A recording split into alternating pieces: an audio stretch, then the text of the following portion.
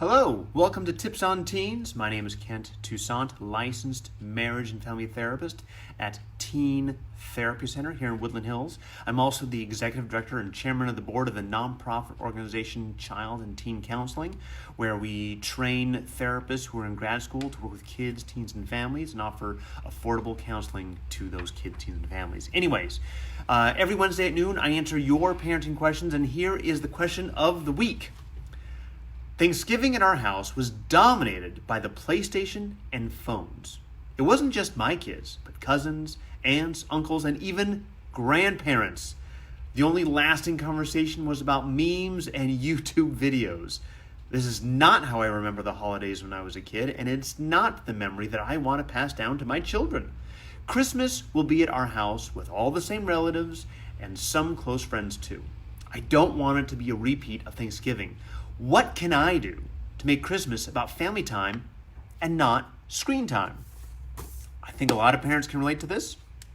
I've already, been back for just a couple days from a week off, and I've heard this already from several of my clients and my families. So I think this is a very prevalent question.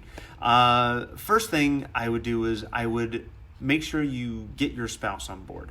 If you want to have a no-screen Christmas, make sure you and your spouse are on the same page if it's your house. If you guys are not on the same page, it's going to cause a lot of tension. So find a way to make a compromise, the two of you. If you guys can get on the same page, you probably can get your kids on that page. And if all of you are on the same page, and I know this sounds like science fiction, but go with me, you got to try it. Because if you go this alone, everyone's going to think you're crazy, right? But if you can at least get your spouse on board and get your kids kind of on board to plan, what do we do without screens? Because 30 years ago, we did these holidays and we didn't have phones or PlayStations. We might have had PlayStation, Nintendos, whatever, but they weren't nearly as prevalent as they are now or as engrossing.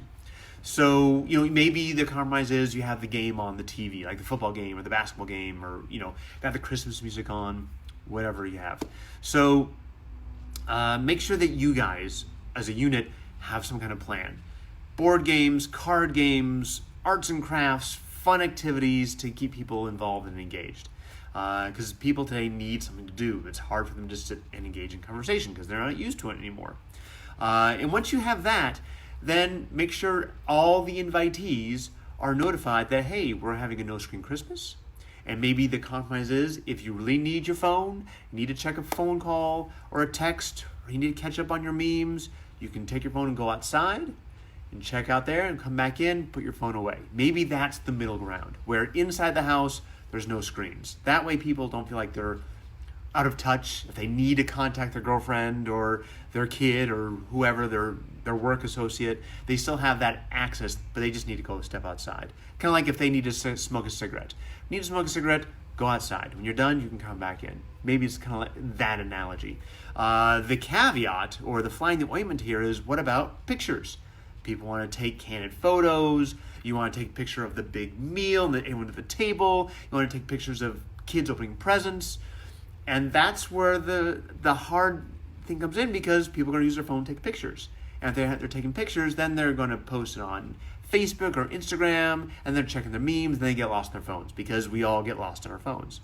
And maybe you have to set up a time of, this is when you can use phones to do this. Maybe you invest in a bunch of little cheap digital cameras to pass around, and then, you have the little thumb drives, hook them up to computers, Dropbox them to everybody. I don't know. But you need to consider these as options and as potential drawbacks.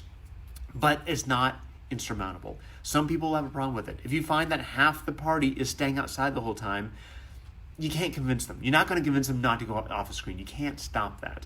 And if you find that people just aren't respecting it and you can't control it and it's ruining your Christmas, then maybe the next holiday season, maybe you just let someone else have it at their house. Or maybe you and your family do something else entirely.